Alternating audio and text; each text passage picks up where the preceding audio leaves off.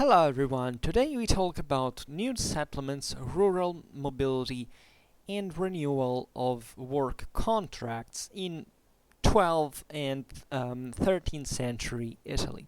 So it's a bit more of rural history, agricultural history if you prefer, of this area of southern Europe that is very fascinating, as Italy during the Middle Ages is first of all one of the best documented areas, right? It's maybe not the most important for agriculture in itself.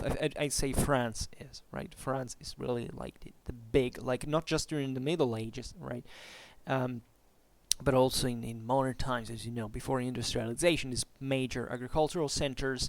When we start, in fact, the revival of, let's say, of early medieval and the transition into high medieval Europe, there are lots of studies also of comparative nature between, in fact, northern Italy and northern France, because these are objectively the two areas where the greatest innovations and developments took place. Italy is overwhelmingly rich. Per capita, the Italian wealth is the highest in the world at this point in history.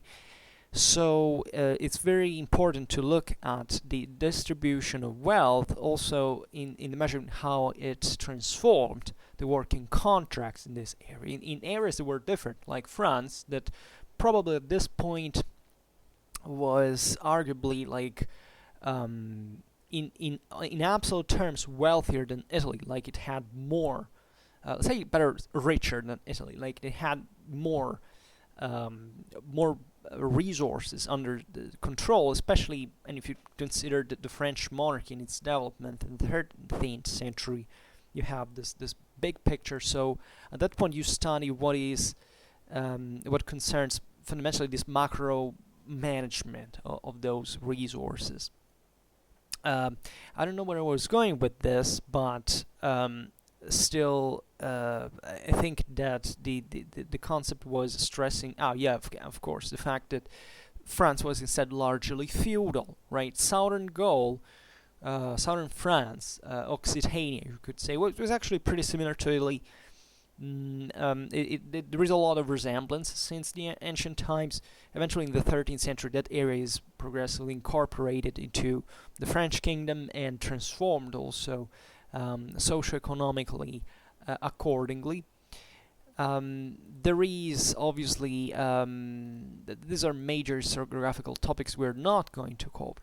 But what is fascinating most about Italy in this sense is that it's also diverse within its territory. I mean, it's not a unique block, right? It has different parts that obviously can be easily identified if you consider the Po Valley, the Apennine Peninsula, and the islands, and also different other forms of settlement. I mean, in the south, there is a feudal kingdom, which is interesting. At one point, it's the same French Angevins come to rule in there, and they bring in, but already the Normans before had brought essentially French models of land exploitation in part, but that was coupled with other local characteristics, typically city-states, right? That the southern feudalism kind of chokes at one point, but they're still important as agrarian center at that point. In the north and center, you have this communal phenomenon that sees instead the parcelization of the districtuation of the region into several city-states in their country districts, let's say, and that's where actually part of the most interesting things take place. Also for what concerns competition, right? As you know that feudalism, the large estates, at the end of the day, they can and they do put in motion a lot of resources, then they develop an administration, a control, but at the same time they lack competitiveness up to a certain point, and you need to integrate them with something else. And instead the various plots and what this can produce also in very close spaces, not just economically but also politically and socially speaking, is very important. So today, the history of 12th, 13th century Italy, roughly, if you're not familiar with it, this is a moment, in fact, of rise of the municipal institutions in the center and in the north, of fair consolidation of the feudal system in the south, albeit there is a moment of crisis, especially in the passage between the two centuries from the, let's say, from the Normans to the Swabians. But at the same time, there is a clash for kind of trying to reunite the Italic kingdom in the north and the Sicilian one in the south, and also possibly the Papal States. And then this was operated, as you know, in the first half of the 13th century by Frederick II of Hohenstaufen, and that also needed to that employed, as we will see today, part of the even of the Lombard, of these northern communities, by settling them in the heart of Sicily. And there are so many transformations. Today we focus, as a matter of fact, on this strictly agricultural side of the story. And it's also not incredibly detailed, but it just presents you with some certain key ideas you can eventually develop something upon that can be interesting as an orientation. So, in Italy, as in other European countries, the expansion of the cultivated land passed, especially in the 12th and the 13th century, also through the foundation that was somewhat spontaneous in certain cases, or maybe not, or indirectly controlled, we could say better, but also more often, in fact, pre-ordered and planned of new settlements, right? This is something you find basically all over Europe. Europe is expanding fast at this point, very fast, and this is a strictly territorial thing as well. I mean, literally the borders of this broad Latin Germanic, you could say Frankish Europe, expand towards the east part, towards the north as well. Even towards the Near East with the Crusades, right? And but even within the same European states, of course, certain areas are,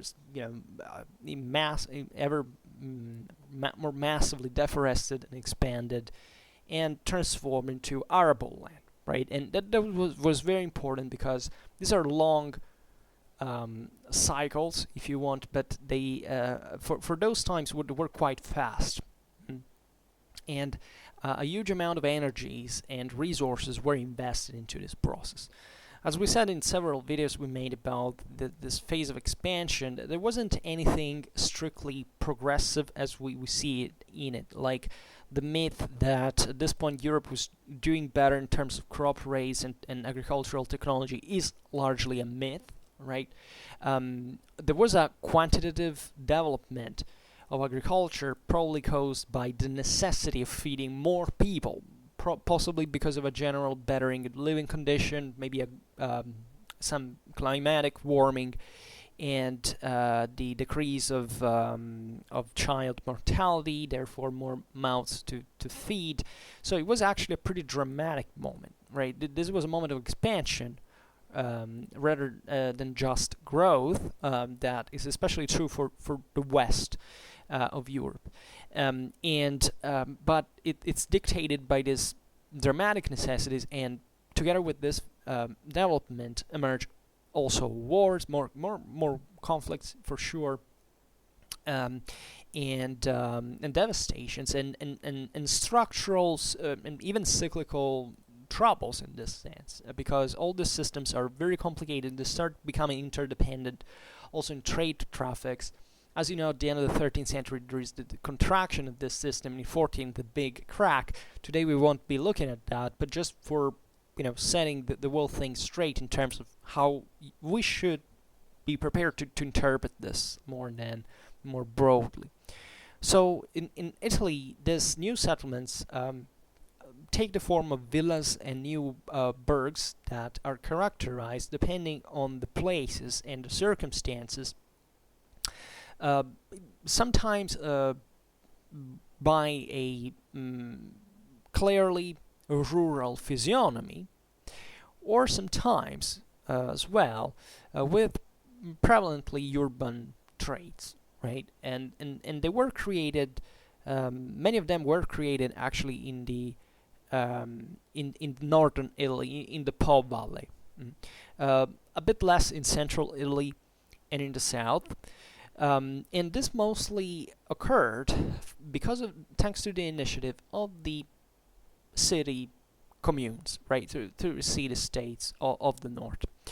And particularly active were the ones of the Lombard and Piedmontese area. So this area, fundamentally northwestern Italy, cities like Cremona, Brescia, Bergamo, Asti, Vercelli, Novara, Tortona, etc.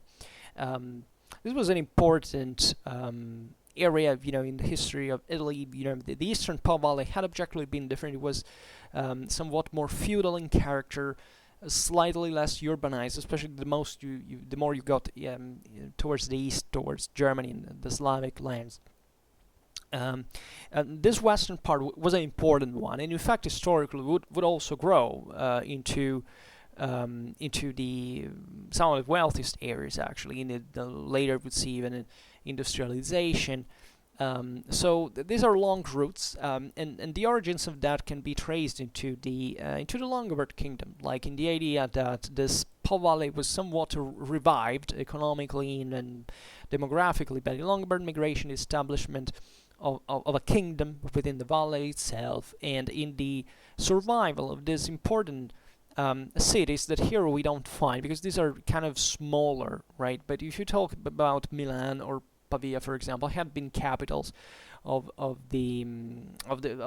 Roman Italy at one point, and of the Longobard, the Gothic and Longobard kingdoms. You see that there was a certain business and activity concentrated around it, a urban center that demanded, of course, agricultural resources. And this is also very important to remember, meaning that you never have to disconnect in pre-industrial times the city from the countryside, right? There is no city without a countryside.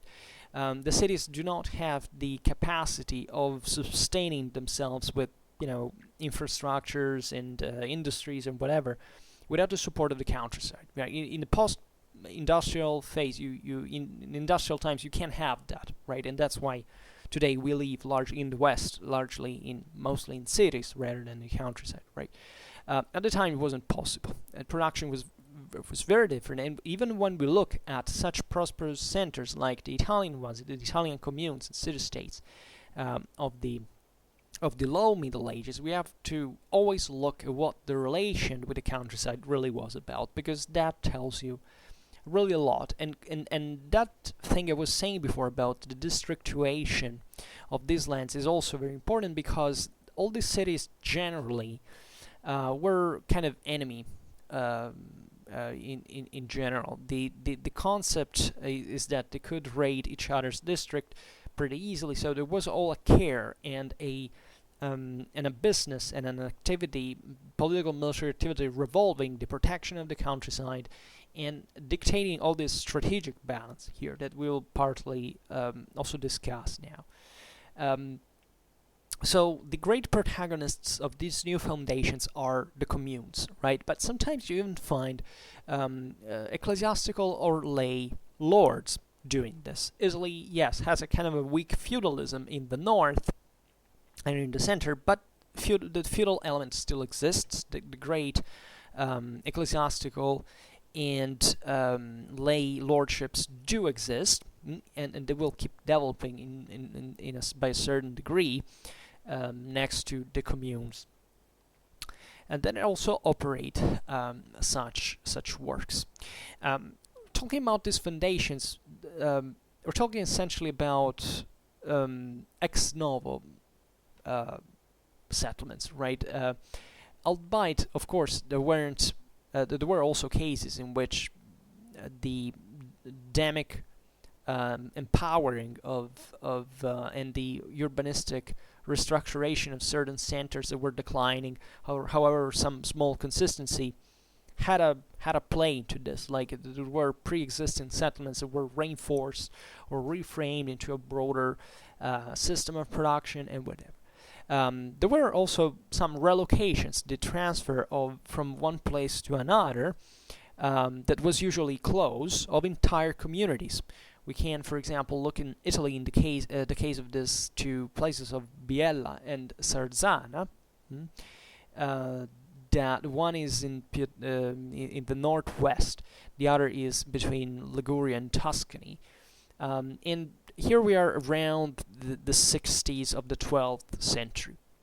Now, an important thing about relocation in here that can help to frame Italy a bit more is that the Italian countryside has been historically, since Roman times, always connected, without exception, to the cities, right? While in countries like France and Germany, you do find cities that developed with a certain importance, and obviously, extending their nets, their socio-economical relations with the countryside. You can also find entire communities that lived disconnected from the city, right? Even in the forests, in certain areas that are far from urbanized centers. In Italy, it's never like that. In Italy, here there is definitely an expansion of cultivated areas, as we have seen, deforestation, expansion of arable land, but this is all very, very close to the city. Relocations are relatively easy business, right? There is an infrastructural net, a net of communication, that in spite, we're talking medieval times, it rendered these movements kind of easier, right? And probably less necessary too, in part, right? In countries like Germany, think about the push towards the east. Well, you have entire communities that are relocated even hundreds of kilometers away into new lands that have maybe even been conquered by someone else, by peoples that were still in a tribal state. Think about, I don't know, the Prussians, let's say, how they were called before, or these other Baltic populations.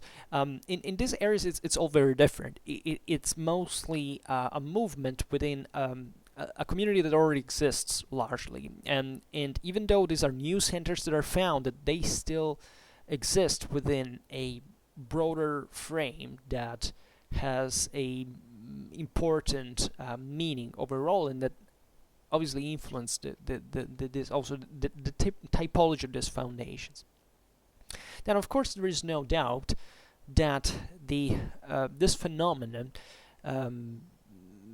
shows in the Italian peninsula certain motivations of different character, like that go from the political ones, right, which naturally are have to do firstly with the wanted to control certain communities, other men, certain strategic / military ones, right, the weight of which has probably in the historiographical reflection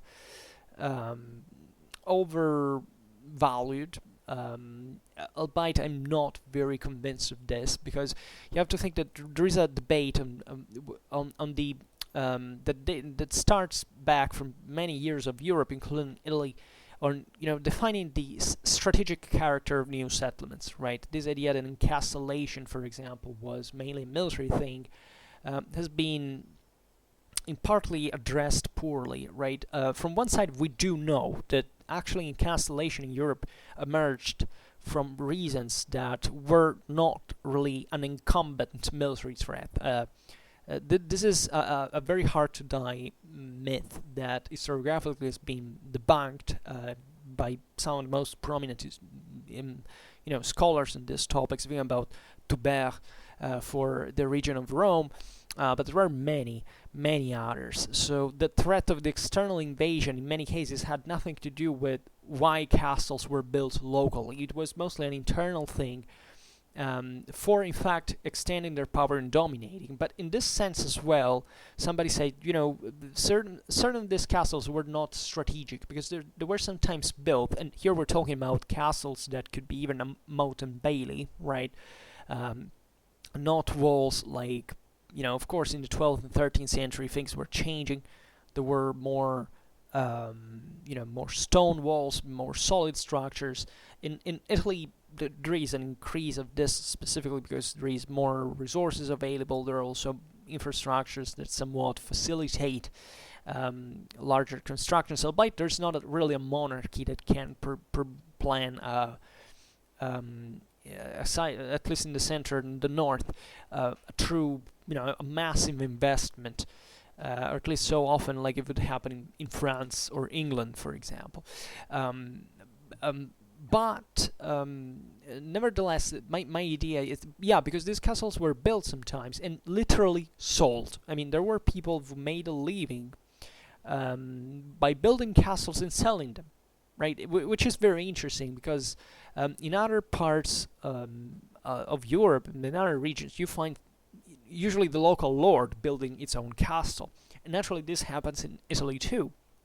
But in Italy, when there is a very precocious monetization of economy since the 8th century, and this expansion that takes very interesting routes or paths already within the this urban net of communications, you see that there are people who literally start building castles in one place just to sell it to other lords, right? Which are not people that are hired by those lords for building castles for them. They're literally like maybe other lords, building castles for a living and selling them. So this makes you understand.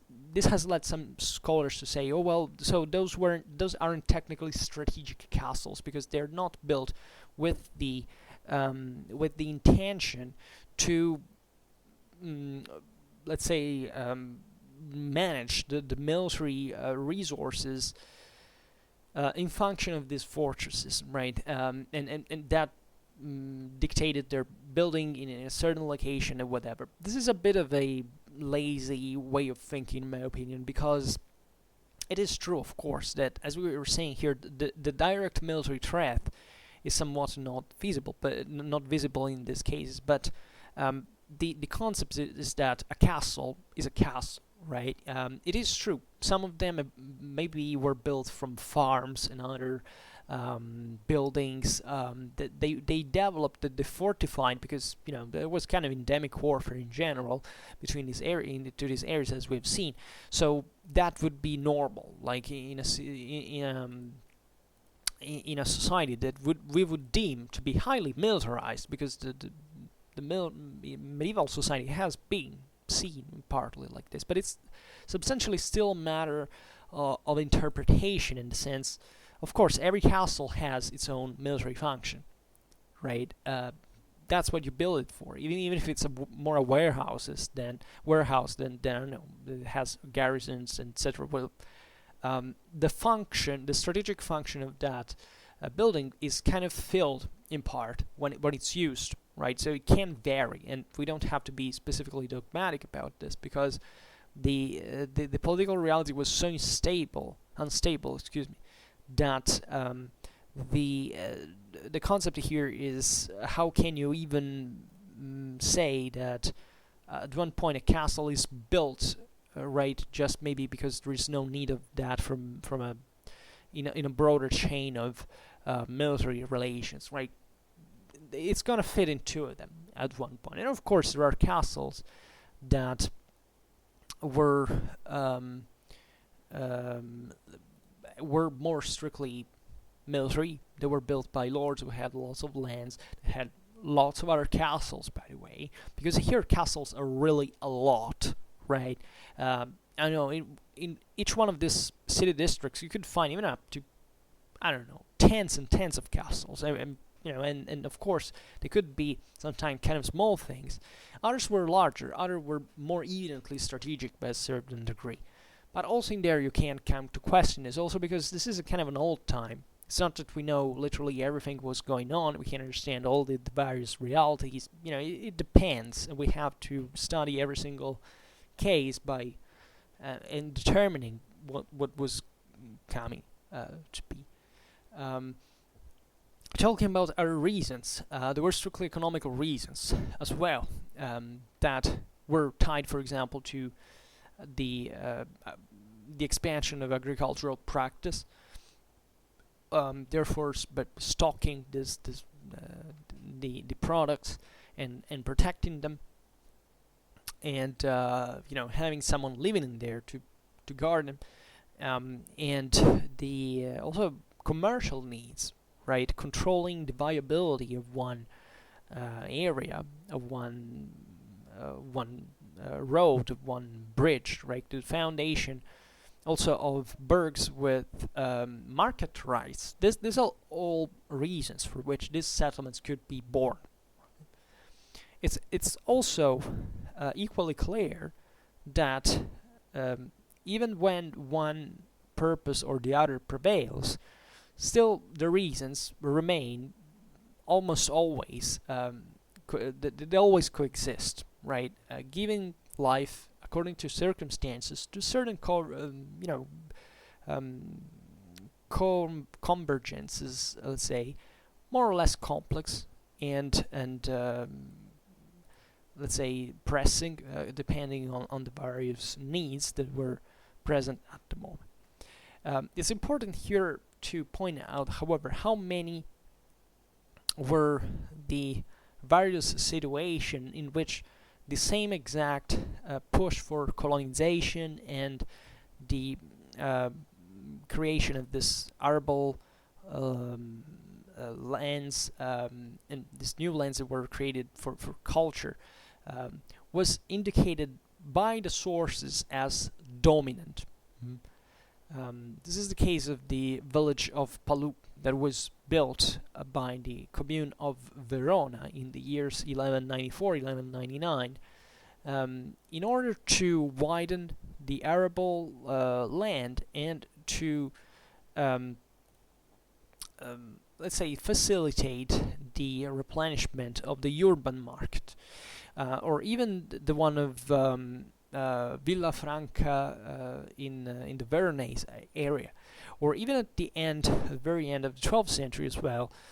This other term Villanova, that is the new villa, literally, that the Este dynasty was planning to build in a swamp close to the Montagnana, this other settlement. So this could all vary depending, and this is very interesting to study topographically speaking as well, and toponomastically speaking. I mean, because many cities all over Europe had this different names, right, that start appearing and remaining in the denomination, historically speaking. How many Villanove existed in Italy? How many boroughs existed in England? Well, those were older actually, but there are many others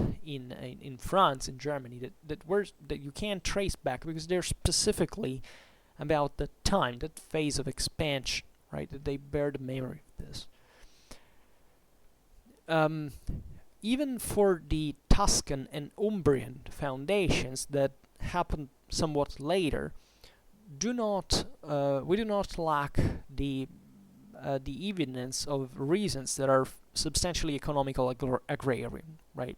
So this looks in perspective all as a big economical agrarian push, right? This need of producing more, right, and putting more on the market as a consequence. The strictly productive problem. And the population, because this is how it happened, as we said before, it wasn't much about a progress in the techniques of agriculture or other stuff like that. So as a consequence, this had to be necessarily accompanied as a form of colonization by the colonization proper. You needed people to go physically work in these lands, because that's what made labor force and production at the time, right? There is no other way to put it. So the population of these other lands usually happened thanks to the demographic excess of those territories that were close, and that fueled sometimes, migration flows of a certain importance, right? They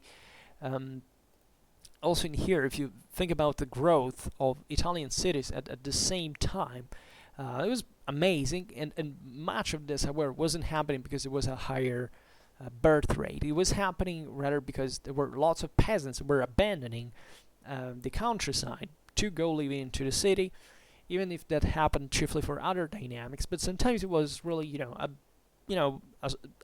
enough, a large enough, a high enough birth rate that could render necessary in lands that had this somewhat precarious balance. Economy was substantially a subsistency one. The need to go somewhere else, right? And you could find many people also from many different areas, not just the closest ones, but sometimes it was,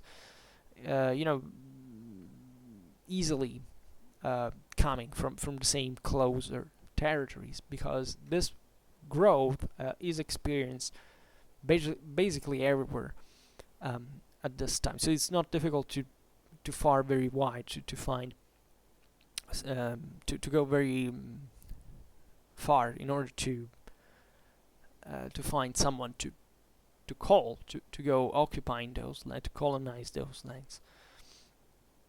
And in fact, even in those moments in which the cities exercise greater force in this picture, their attraction power over the residents of the country district remained very far from absorbing entirely the mobility potential belonging to the rural populations, right? The countryside, on the other side, didn't lack circumstances that could perspect to deal with the problem of population recurring to shifts like migrations of a medium and even large distance, right? This was a problem, right? Especially where there was an overpopulation, where the other lands were already occupied by someone else. So that's what would bring you to move in this context more than else. And this phenomena are sometimes even called like epopees of colonizations that had interested even other regions of Europe, right? Famously Eastern Germany, but also the Spain of the Reconquista, right? That were searching for new spaces and creating new ones, but this was proper also within spaces of ancient agrarization, such as Italy within itself. And this naturally speaks also for the potential that that Europe had at this time compared to its demographic levels, right? If you were to see now how, compared to now, the population density of the time, we would think that there was no one there, no one here, and the thing is, it makes you understand how many spaces naturally were still out there left, relatively abandoned. I mean, even Italy, that as we've seen was a particularly developed area, still had, like in the Po Valley, even when you see, in fact, this regions that were more that were growing faster at that point. You see that many surfaces of the area of the region were covered with forests and swamps, right? So there was a great work, right? And this could be done without, in fact, needing to go very far, because probably the soil had its own potential that maybe in other regions of Europe, especially in the far north, maybe wasn't quite there, so that it required more moving, right? So even within relatively confined spaces, a lot of things could be done, but just relocating the population and investing on the work in certain regions. But this went beyond sometimes even this small scale, right? We can think, in fact, how in Norman Sicily, there had been certain initiatives of population with Lombard immigrants to the benefit of centers such as Paternò, Castro Giovanni, Aidone, Piazza, right? And this continued. This continued with these under Frederick II, as we were saying before, with the Lombards being settled in this island of repopulation of Corleone, right, in the very center of Sicily. So this was very important because controlling those lands in a perspective was also not just an economical thing, but a military one, right? Controlling the heartland of Sicily means to control the island, and these were people who were, the advantages of calling these foreigners was very convenient especially for these monarchies that had a more centralized direction, because if you call someone from the outside and you settle them into an area that has no that they're not connected with because they come from another place, and you give them some rights and even some privileges, some advantages, let's say better, for working, for producing, well, though that community will be particularly loyal to you because all the others kind of envy them, but and therefore you tie them to you in the process. Frederick II would do the same exact thing for strictly military purposes with the deportation of the Muslim Sicilians into northern Apulia in the city of Lucera, where he built this military colony that he employed at that point, because that was the only place where Muslims could have kind of their load to worship their and that would be in fact one of the reasons why these Muslims were fanatically loyal to the Christian Frederick II, right? Please don't let me hear those things like the Frederick II was an atheist, because that's one of those mistakes that you hear only people who don't know actually anything about him can say, because there is this myth now that everybody who looked somewhat scientifically interested in the past had to be a crypto atheist of the time that couldn't speak because otherwise he would have been persecuted. No, that's not how people reasoned at that time, and especially in that century, science and religion were doing actually a pretty astonishing job working together with scholastics, etc. And Frederick II is just an example of a man of science that had this enormous interests and great universal understanding, and it was very, very careful about and interested about religion as well. Aside from his curiosity, that definitely spaced, in fact, in several religions at the same time. In the north of Italy, it was the German peasants that colonized not a few alpine valleys in Italy.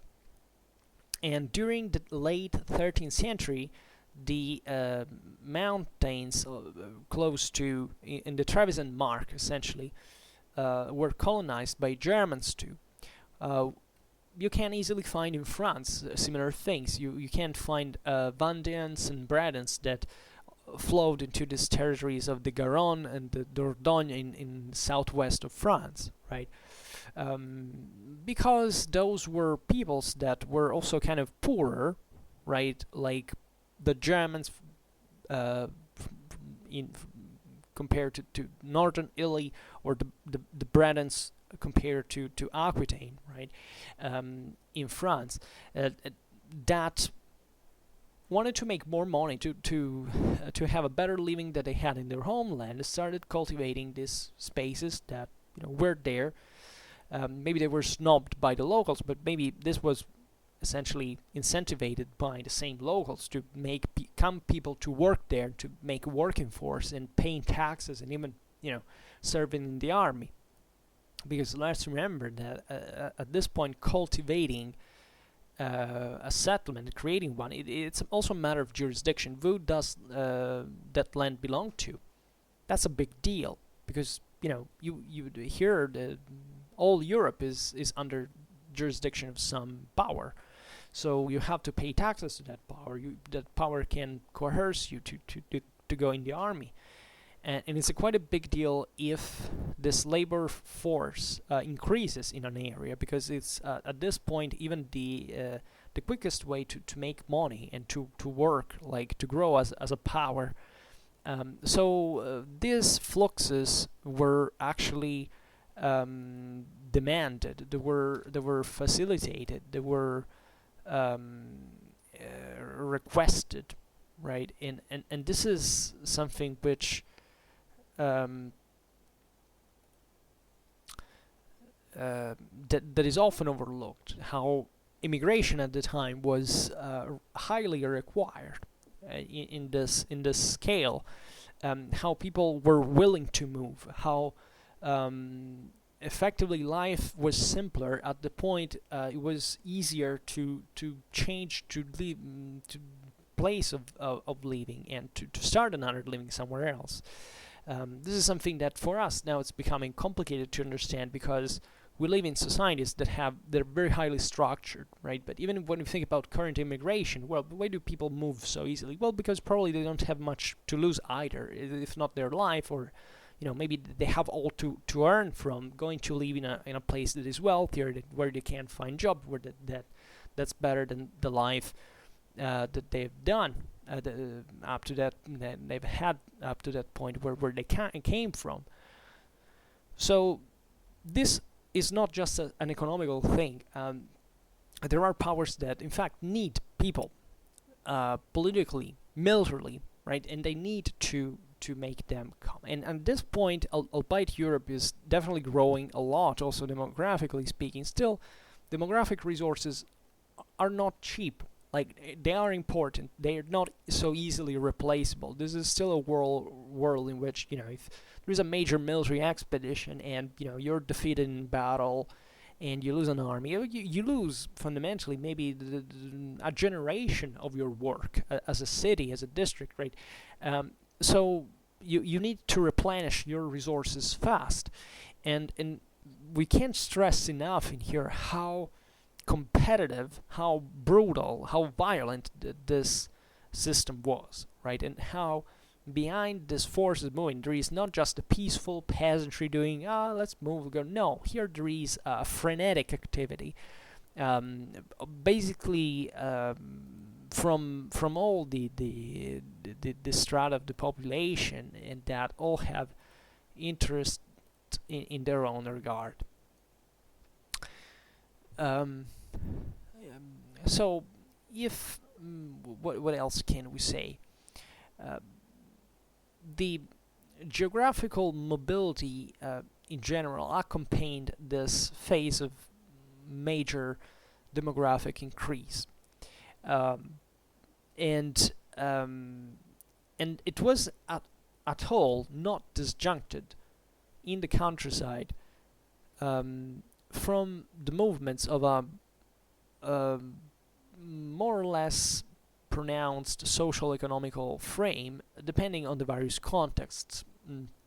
For example, if the widening of the cultivated areas caused rather often the growth of the importance of the small and middle land ownership, especially in those places where deforestations and the creation of arable land was carried out by individual initiative. A bettering of the conditions of a land possession that was almost constantly characterizing, let's say better, the business of planned colonization, also the adhesion of incentives tied both to the management of the new lands, for example with canons of modest entity, the hereditary of the working contract, but also personal conditions of the workers that in this new settlement were searching for their emancipation from certain constraints of dependency of various nature, and or from too heavy fiscal, let's say, tax and other kind of economical burdens. For example, the Florentine chronicler Giovanni Villani, in his chronicle, refers to the new the Florentine new lands, as they were called, the terre nuove in Italian, were many fideles, so of the noblemen of the district, so people who were tied to the nobility, became inhabitants of these lands. They were fundamentally also castles, so they were not just strictly, civilian settlements. They also had fortresses within them. So that's what, in order to be free, in order to be franks, as they're called in the source, right? In order to be fundamentally working now as to become, if not citizens, however, individuals working there for the commune, right? So subjected to the commune, so not really being free in the sense of complete independency, but surely better than what I had been in under the power of this nobleman that objectively at that time was in crisis, and that's why the Florentine commune was fundamentally expanding into the territory. I mean, this expansion what the same we're saying part of the same cause why this noblemen, these feudatories, were in crisis, right? Because there is this fact that the more the commune expands, and the more the monetization, this economical power, puts in crisis the older traditional forms of land exploitation, especially the feudal relations that had been up to a few centuries before the norm, right? Always given that, however, the city was still there, that there wasn't quite of a such a strict differentiation sometimes. But this example is very meaningful because at least the colonization of Florentine countryside from the city is actually pretty famous in the history of medieval European economics. It's well documented. It's also relatively late because it happens I think it's the first years of the 14th century actually, but it had also began before. I mean, at this time, however, the thing was intensifying, right? There is also to make another consideration, that is that the expansion of cultivated lands was accompanied, at least starting from the 13th century, by a progressive renewal of the working relations that were essentially characterized by this growth spread of land, let's say, locations at a short term, right? These rents, right? Rents that with a few years of length, and this it's chiefly through these rents that the initiatives of the landowners started in order to catch with ever greater rapidity all those chances were offered by the market of agricultural products, right? They were rocketing. Like, this was a very fertile area, as you know. So the making these rents shorter meant a lot of things. First of all, the fact that, of course, because it was the local farmers at that point that would, of course, they had to provide a certain amount of goods, etc. But still, there was a changing, a changing to this process, depending on what the opportunities were. So this short contracts made it kind of more. Already normal, already predictable that the land exploitation forms could change, that the required products could change, because the family could remain just a few years in the in this land. They already knew that, right? In past times, there were, for example, it was the emphyteutic rent. Let's say that it was a much longer process. It was 99 years sometimes, and more than 3 or 4 generations, and that was typical of a moment in which the agricultural market was much less dynamic, which was very similar to a latifundium, but with a bit more of activity in this sense, because this was land that fundamentally the owners didn't even have the means to control. So normally these contracts were not done to very affluent people, or at least this was controlled by the same owner, like voice that can occupy this land. This could even give rise to serious problems, meaning that controlling this land was a big deal. But it's obvious that as an owner, you want someone that occupies your land that has a very low contractual power, so that in theory you can even kick off your land if things don't go as planned. And these rents in the 13th century start showing the dynamicization of the market in this regard, so that it would become much more competitive to rent for a few years this land, and then the changing maybe was on it to change the type of product was grown there, and this naturally also equates to the loss of further loss of contractual power of those who rented, of those who went working on this land, because naturally they accepted to be there for 5 years, and then who knows what would happen to you and to your family, right?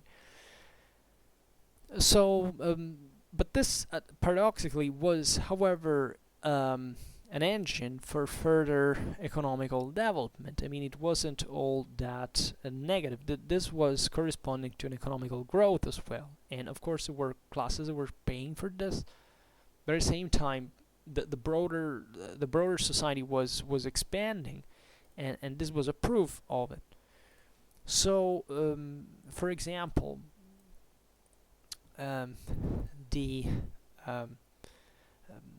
it's principally through these rents that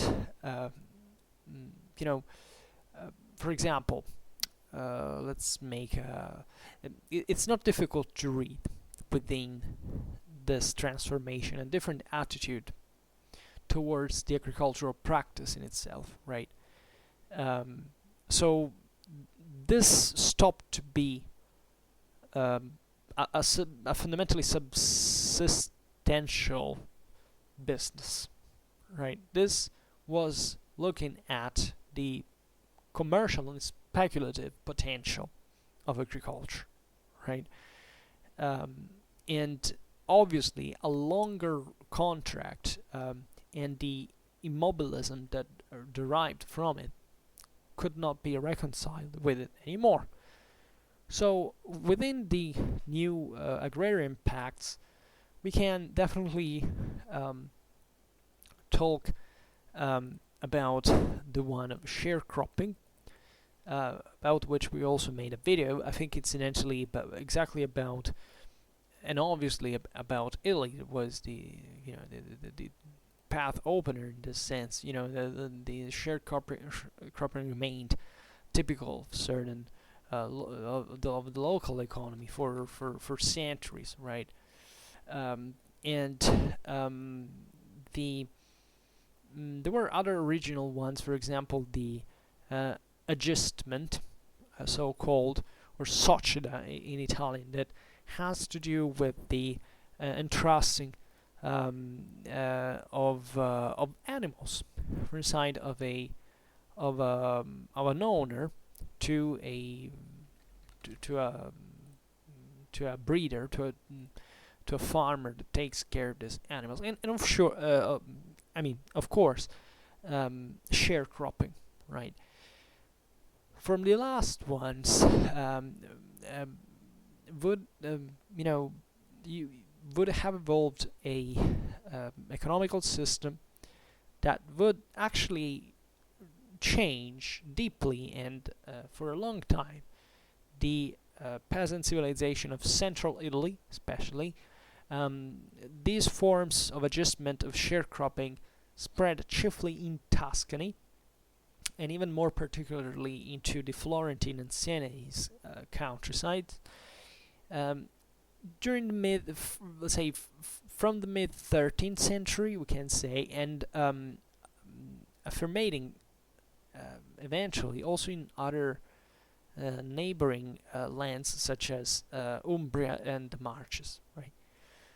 The sharecropping contract entailed the repartition in a half ad medium in Latin, hence the name in Italian. It is mezzadria. It comes from ad medium, from this middle mezzo, half, between the owner and the farmer of the goods that were produced in this lands given in concession. So a lasting of the contractual relation was not superior to 5 years, and the obligement of this peasant family to inhabit within the land unit, right? Very, very importantly. So, as you understand, this individuals were not free.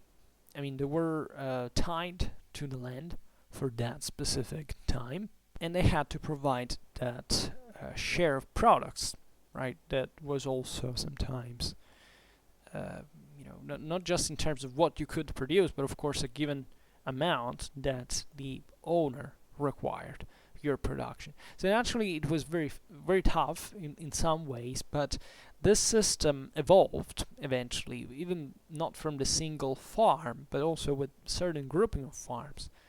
In fact, it's important to observe that the spread of this contract dominating certain Tuscan territories since the beginning of the 14th century was happening in conjunction with the spread of the so-called podere, that this unit of production that derives from the bringing together of several small farms that are often provided with a peasant farmer house, and the both of them depended on the investments of the territorial goods carried out by the affluent citizens, but also by nobles and ecclesiastical entities like monasteries, etc.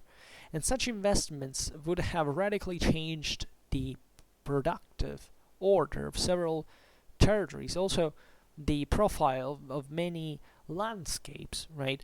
There is also beautiful art being produced in this now early humanist Italy, but depicting this beautiful countryside, how ordered they were, how the same political order of the city was regulating what was perceived, of course, by these ruling elites as an harmonic fashion, and at the same time, however, and that's the kind of the negative side of the story, but from which the system broadly benefited, the rural classes were losing contractual power, right, and determining their proletariization, which means that these peasants were growing increasingly poorer. Actually, even the crisis of the cities at one point in 14th century didn't make it any better. On the contrary, actually the peasants lost more, and these are things I was discussing incidentally recently, and so you see how all of this is actually intertwined and how you can couple them depending on which side of the story you want to stress.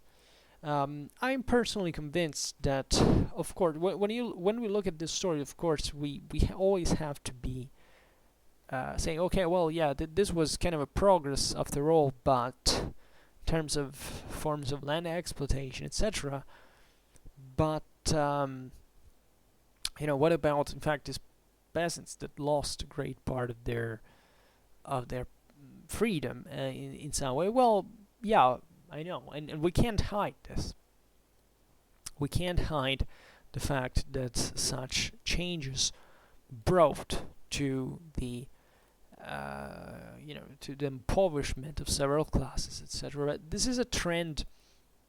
Today we talk about Italy, but these are trends that you can find all over Europe, and especially in certain areas of Europe that will in fact increase these forms of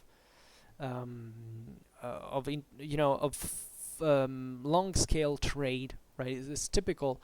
Even think about a case like France. A case like France is very interesting because that was, as we've seen, mostly an agrarian region, right? And it was fundamentally being sustained, even it's in urbanistic growth at the beginning of the modern era, by the countryside. But there is an increasing disconnection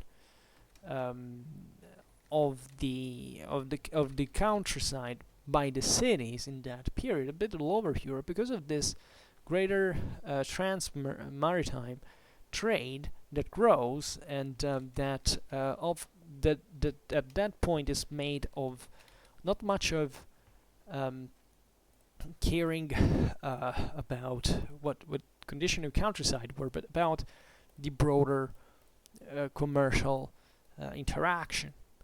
And this was a problem because for the peasants were losing ever more power.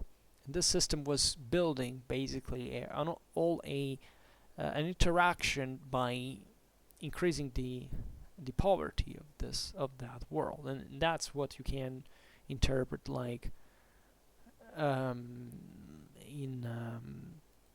even the XII-regime did the French Revolution later on in a few centuries.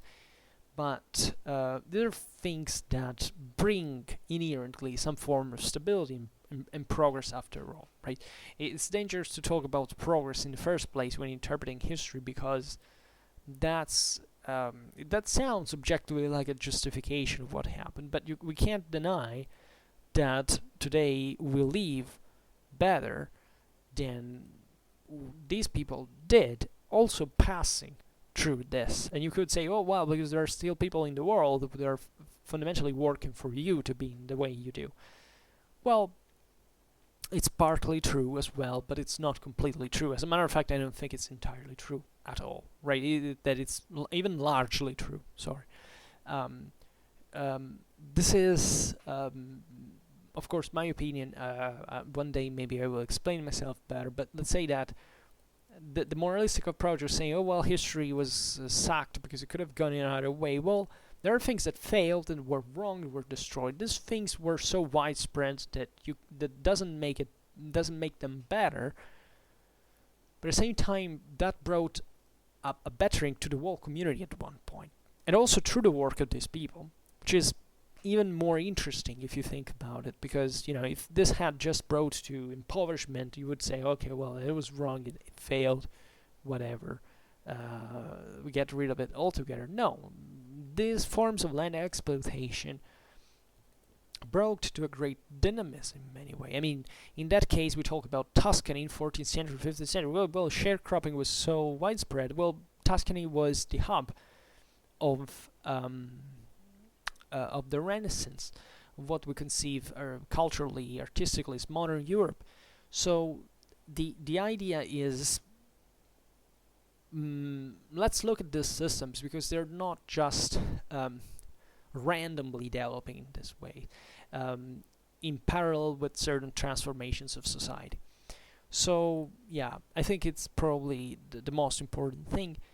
And it's a reflection that I always like to make, because frankly, when I read this stuff, I always sense this bitter thing. I don't know why, because maybe generally those studies, the socio-economical topics comes from usually Marxian, when not Marxist background, and naturally this category of thinking is stressing, but even rightfully by a certain extent, of course, the exploitation, the oppression. These are things that they did exist. Who thinks that history has been a moment where everybody was a free capitalist who lived in the perfect? No, these were brutal impositions. These were changes were brought with iron, with violence, with force, right? These weren't democratic worlds as we know them, but always talking about Renaissance. In fact, a great part of our republicanism, of our democratism, let's say, derives from what, I don't know, those Florentine thinkers that maybe had possessions in the countryside where these people were living produced. Right, so where's and those ideas were spread only because there were people who were working for those people to spend their life writing and not working in turn. So this is particularly important and never to be forgotten, in my opinion, because it's we all know that history is ugly, but just stressing on the ugly side of history, for saying, oh well, then we shouldn't learn about it, because that's the next step. What is being done today? I mean, trying to censor history because, I don't know, something wrong happened there, so it's not worth studying it. Once I met a German girl. She told me, I asked her actually, do you like history? And she said, I was talking about German history actually, and she said no. And why? And she said wegen Hitler, right? She said because of Hitler, because of Hitler's fault. And I said, well, that's 12 years of German history. Do you want to erase 2,000 years, 2,000, 3,000? I don't know how much you want to count for National Socialism? And even if it was so, why shouldn't we study that? If it seems a pretty serious and important, therefore enough business to study. I've just heard that, I don't know where, there are people, young people somewhere, but this is garbage bubbled